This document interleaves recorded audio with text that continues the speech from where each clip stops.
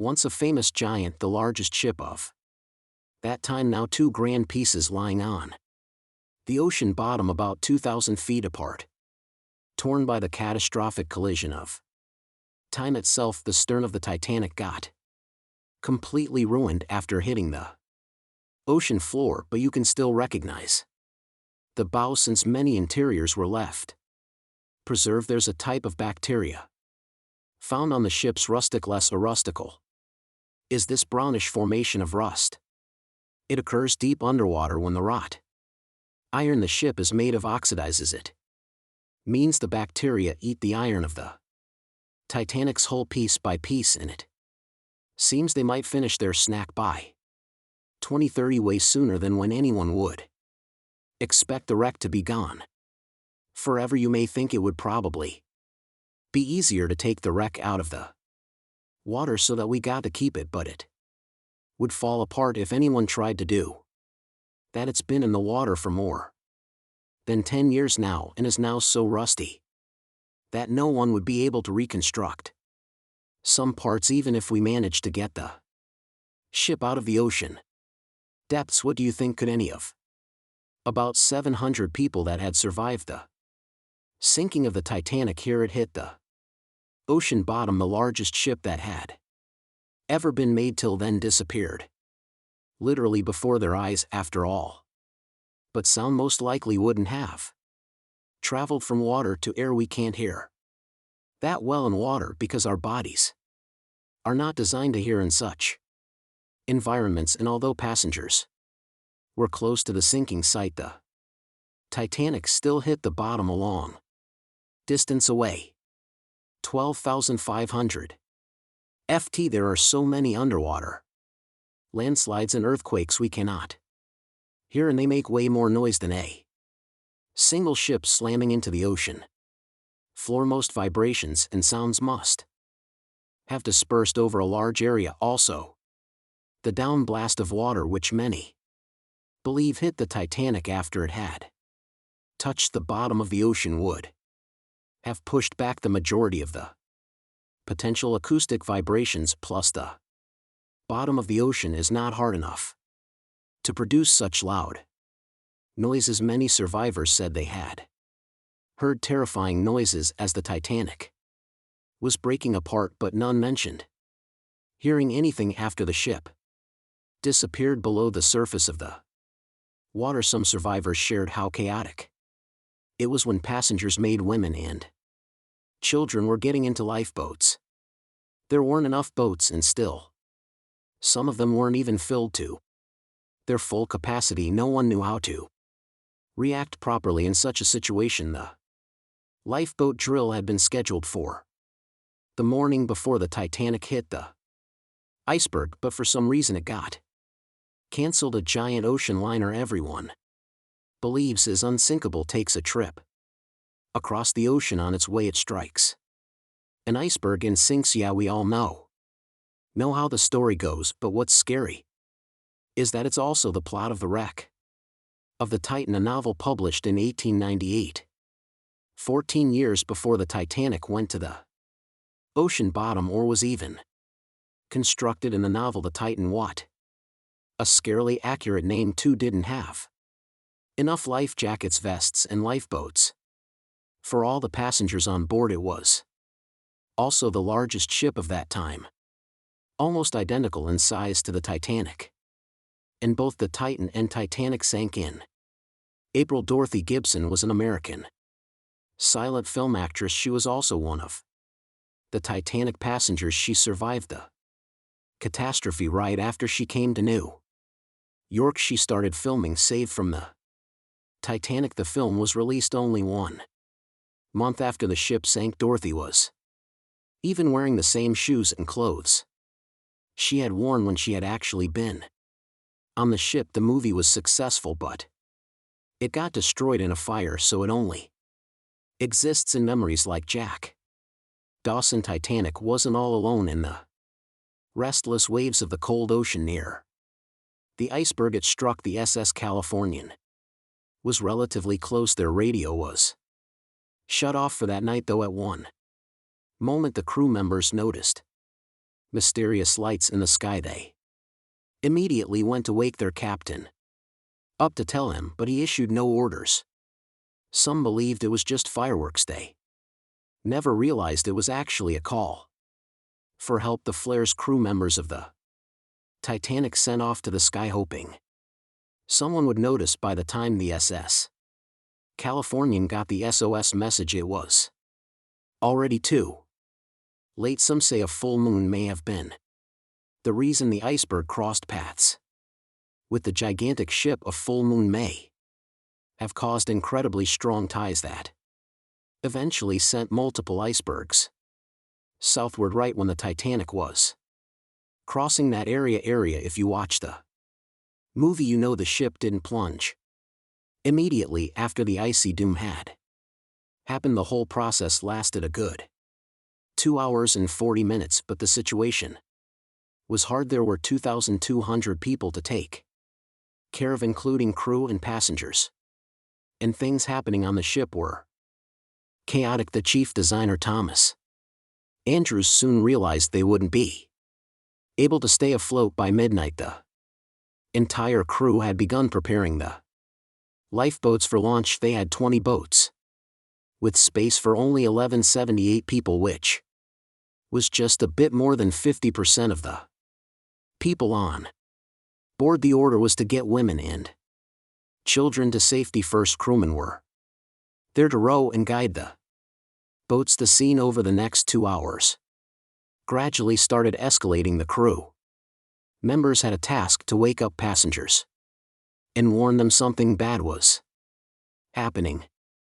They wanted to place them into a fleet of lifeboats as soon as possible. At 12:15 a.m. some crew members sent out a distress signal. A steamship called Frankfurt was among the first ones that received the message and responded, but they were about 170 nautical miles away. Some other ships also got the message and offered their assistance, but sadly they were too far away as well. At 12:28 the Cunard liner Carpathia got a distress signal from the Titanic and changed its course right away. They were 58 miles away at the time, and it would take them more than 3 hours to get there. 20 minutes later the crew was lowering the first lifeboat. It was carrying only 27 passengers, although it had room for 65. Many of the lifeboats that were launched first were well below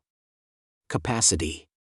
Crew members were worried, thinking that Davids wouldn't be able to hold a fully loaded lifeboat, and in the beginning, many passengers were just too afraid to leave the ship. They still thought Titanic was unsinkable and couldn't imagine the scenario that was going to happen. 1 to 2 hours later the crew was firing the first of 8 distress rockets. Unsuccessful. No one was close enough to help. By 1:20 a.m. they lowered 10 lifeboats. Number 8 had only 28 people in it. One of the passengers on the number 10 was 9-year-old Melina Dean. She would later become the last survivor who lived until 2009 and turned 97. It was 2 a.m. already. 3 of the collapsible boats were the only lifeboats that remained on the ship. The bow of the vessel had sunk low and had tipped far under the surface. People around it could now clearly see stern propellers above the water. Crew members were lowering collapsible lifeboat D from the roof of the officers' quarters with over 20 passengers in it. As the ship's bow went under, the water was washing collapsible from the deck. Those 20 people were struggling because their boat was partly filled with water. As crew members were trying to release collapsible B, it fell before they read it. The water swept it off the ship. 30 passengers still managed to find safety on the overturned lifeboat. At 2:17 a.m. the ship's wireless operator decided to transmit one last distress call. A minute later, the light on the ship finally went out. Titanic and all left on board plunged into darkness. The bow continued to sink, and the stern was rising higher above the surface, which placed great strain on the midsection. Horrible sounds were filling the night. Titanic, this massive legendary ship so many people placed their hopes in and were excited about, broke into two between the third and fourth funnels. Reports would speculate it took about 6 minutes for the bow section to reach the ocean bottom. The stern settled back in the water before it rose again into a vertical position. It remained in this situation until it finally disappeared into the ocean at 2:20 a.m. The stern apparently retained air inside, and water pressure crushed it as it went down. The stern landed about 2,000 feet away from the bow. People consider the Titanic the fastest ship in the world. They thought it was unsinkable because 4 of its compartments could be flooded, and that still wouldn't cause a critical loss of buoyancy in 212. A century after the wreck, new documents related to the scandalous lack of lifeboats were uncovered. It appears that a safety inspector named Maurice Clark proposed the addition of at least 10 more lifeboats 5 hours before the ship was supposed to set sail, but since the ship's owners clearly wanted to leave on time, his plea was overlooked. He was also warned that unless he kept this secret, he would be fired. In retrospect, had the owners followed his advice, and estimated 700 more people might have survived that night. The 20 lifeboats, you counted those that actually made it on board, could have carried only a third of the passengers, even at their full capacity.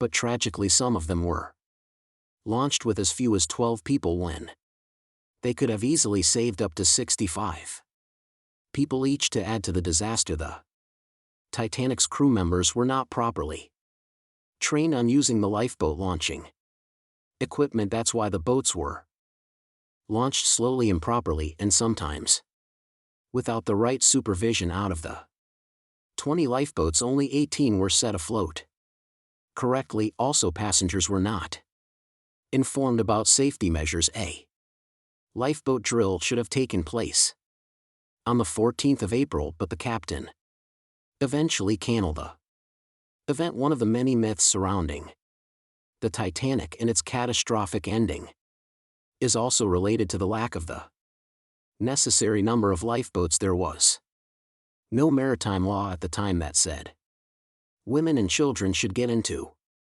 lifeboats first, but it was a universally accepted custom in such types of situations as a shipwreck shortly after the Titanic had sunk in the icy Atlantic waters. Rumors started to spread. It was said that some desperate men had resorted to dressing up as women in those final moments before midnight. On April 14, 1912, they wanted to get a spot on the lifeboats and have a chance to save their lives at the same time. There's little to no evidence that any of the male passengers of the Titanic had actually done this. In any case, what happened to those 20 lifeboats that were on board the Titanic after the ship hit the iceberg? What we do know is that all these boats were launched between 12:40 a.m. and 2:15 a.m. with a total of 718 people on board by the time they were rescued by the RMS Carpathia at about 4 a.m. the same day. Only 705 people had remained alive. It took the crew of the RMS Carpathia more than 4 hours and 30 minutes to pick up all the passengers and 13 of the lifeboats. This was as many as the rescue ship was allowed to carry.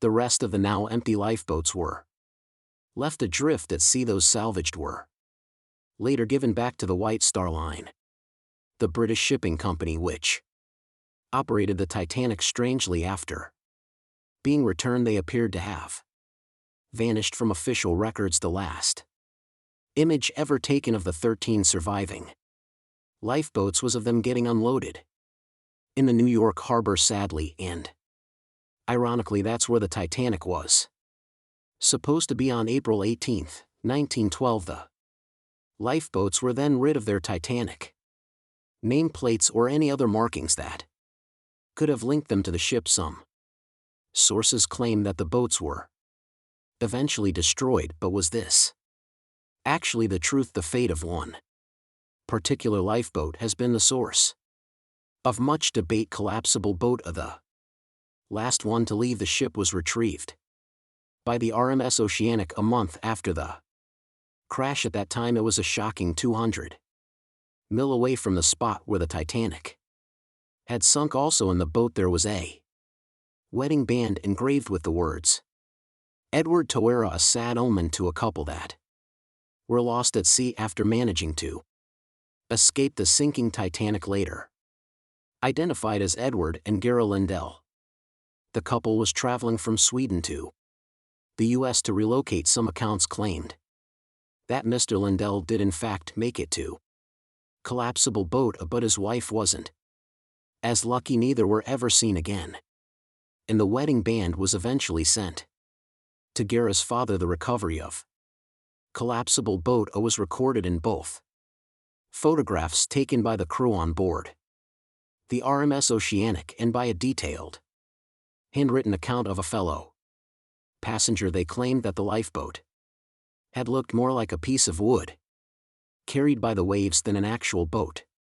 The first lifeboat to depart from the Titanic was like boat number 7. It was dubbed the Millionaire Lifeboat. It's rumored that the 12 passengers on board might have bribed the crew to row away to safety instead of allowing others to jump in. In 2015, some of the items recovered from this lifeboat, including a lunch menu, a ticket, and a letter from one of the passengers, were auctioned for up to $70,000 by a New York auctioneer. You know SOS, don't you? 3 dots, 3 dashes, and 3 more dots.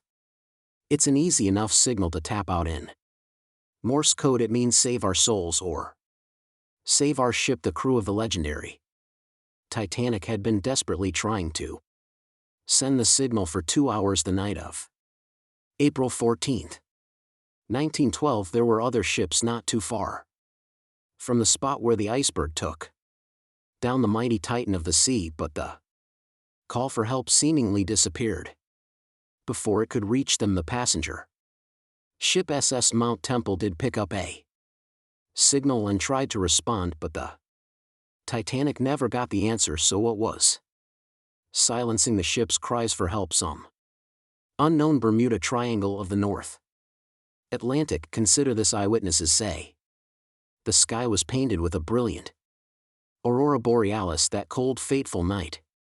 Beautiful, yes, but on that day the northern lights may have sealed Titanic's fate for good. You see, the aurora borealis forms thanks to G-magnetic storms. Sounds complicated, but those are basically fluctuations in the Earth's magnetic sphere, and what causes those is the sun itself. The magnetic sphere is like a protective bubble that surrounds our planet. It blocks harmful solar rays, winds, and other cosmic dangers from reaching us. Without it, life on our planet wouldn't be possible. Earth would look more like Mars. You also have it to thank for compasses pointing north.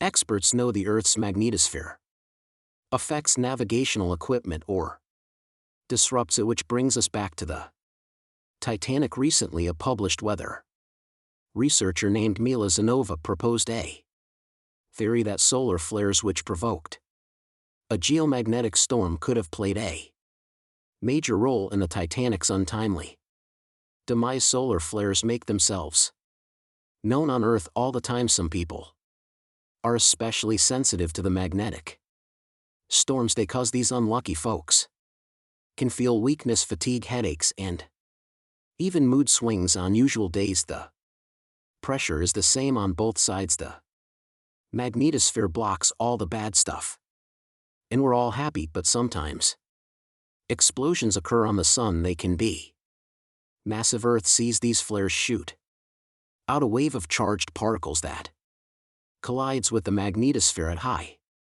speeds. Our protective bubble then goes On the defense, it shrinks, deforms, and pushes those particles toward the pole. Enter those brilliant lights dancing above the Titanic that night. In the north, we know it as Aurora Borealis. In the south, Aurora Australis, or the southern lights, when the magnetosphere pushes those solar and cosmic particles toward the poles. They collide with molecules of different gases. That's why you get the range of colors. For example, oxygen can be green or red depending on the distance, and nitrogen is blue or purple. What multiple people saw that night was exactly this phenomenon, including the second officer from the rescue ship Carpathia. He wrote it down in the logbook before getting the distress call from the Titanic. But I'm getting ahead of myself. Auroras are a visible sign of a geomagnetic storm. Now, about navigational equipment. This applies to satellite and radio frequency devices. Remember, they didn't have iPhones back in the Titanic days, so the average person couldn't notice their gadgets going haywire. But navigational devices and wireless telegraph did exist and were actively used. Rewind back to the Middle Ages, when sailors noticed that on some days compasses wigged out, the arrows spun in all directions, and people back then had no idea why. It wasn't until the 18th century when French scientists found out that such problematic days occur at the same time as black spots appearing on the sun. Solar flares. The mystery was solved. Now, the Titanic had the most advanced, well-known radio equipment. At that time, they tested it thoroughly to make sure it worked for distances up to 2,000 MOA. Titanics passed them all on April 10, 1912. The massive liner left Southampton and set off for New York. The very next day, the crew started getting the first reports of drifting icebergs and ice fields. They put dots on the map to mark the COR ordnance and let out a sigh of relief. All the troublesome spots were north of the Titanic's planned route, but after a couple of days, the warnings were moving farther and farther south, encroaching on the majestic ship.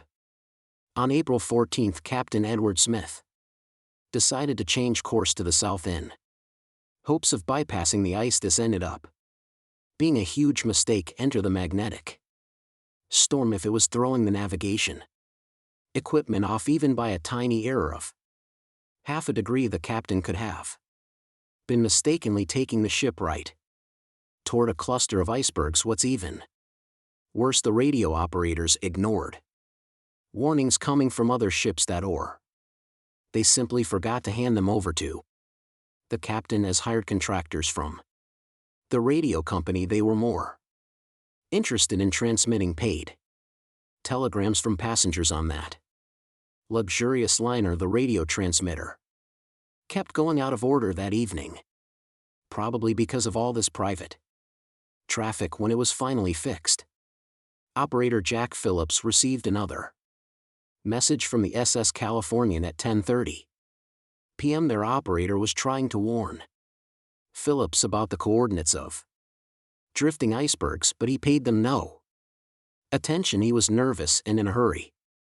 Was the magnetic storm to blame for his frayed nerves and bad mood? We can only speculate, but as you know, some people are more sensitive to these things. The weather was fine, the ocean was calm, the water was smooth as glass. Despite all the warnings, the ship continued to sail at a maximum speed of over 22 knots. An hour later, Titanic collided with the infamous iceberg. That's it for today. So, hey, if you pacified your curiosity, then give the video a like and share it with your friends, or if you want more, just click on these videos.